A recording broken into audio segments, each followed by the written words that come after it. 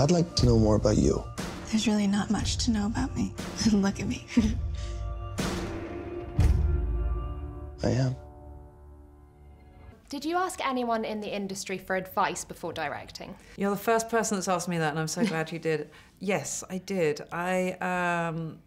I mean, I was so blessed in the early days of making films that I had Anthony Minghella as my mentor, who really guided me. And when I lost him, I did feel lost for a while. So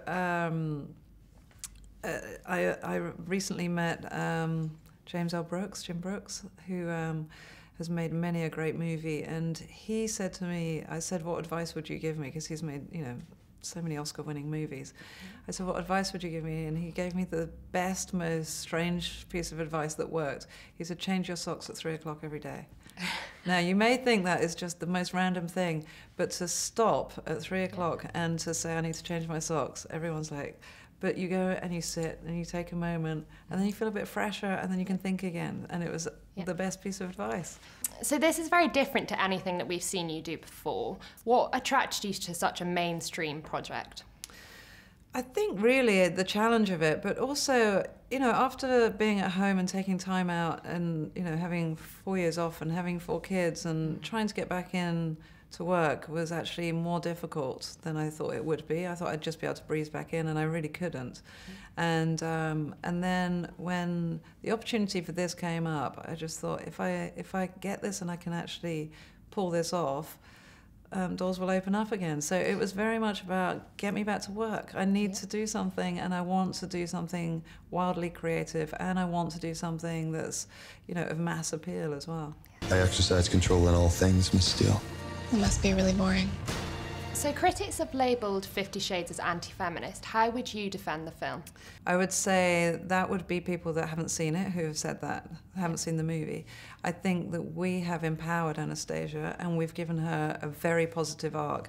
And I think she goes in, makes all the decisions to go along on this sexual exploration, and she is willing and consensual until a line is crossed, and then she stands very firm and says no, and she has the last word. And I think she's empowered by the end of this movie, and he's the vulnerable one. So actually I think it is pretty feminist. You did a photographic series a while back called Suspended, and you worked with a bondage specialist for the day, and you said to get the best shot you actually left in extreme pain. Yeah. Did you draw on that? Because you'd obviously experienced it at all whilst you were directing the film.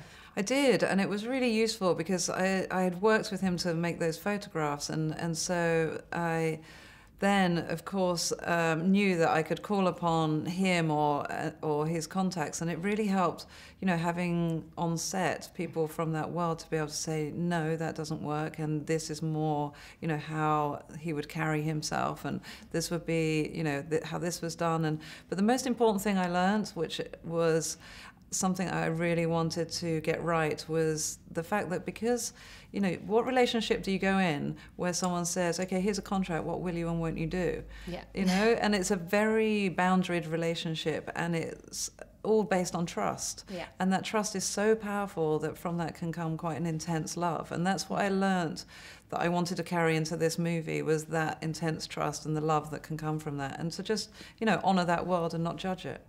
Jamie Dornan won Glamour's Sexiest Man of the Year. Of course he did. Is it his sex appeal that makes him the perfect Christian? Not just his sex appeal. I mean, physically, he's perfect, as is written in the book, which was tough to find, someone who could act and be that physically perfect. And he, the thing is that he has a very deep soul. He's a very soulful person, and that's what we really needed for this character, because he's a complex character. The tampon scene was famously cut. Yep. When you were going through the book, how did you pick out the scenes that were too controversial? Yeah, it wasn't actually cut. It was actually never in discussion.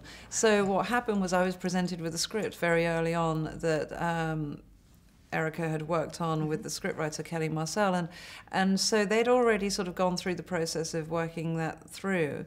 And when I came on board, it was much more about how do we make each sex scene characteristically different from the next one, so that the audience isn't getting bored of them having sex, because you want to keep everybody engaged and wow, this is different from the previous. Yeah. Will you be directing the sequels? Well, I haven't been privy to any conversations about the sequels, so I think we'll find out soon enough when the studio make any decisions.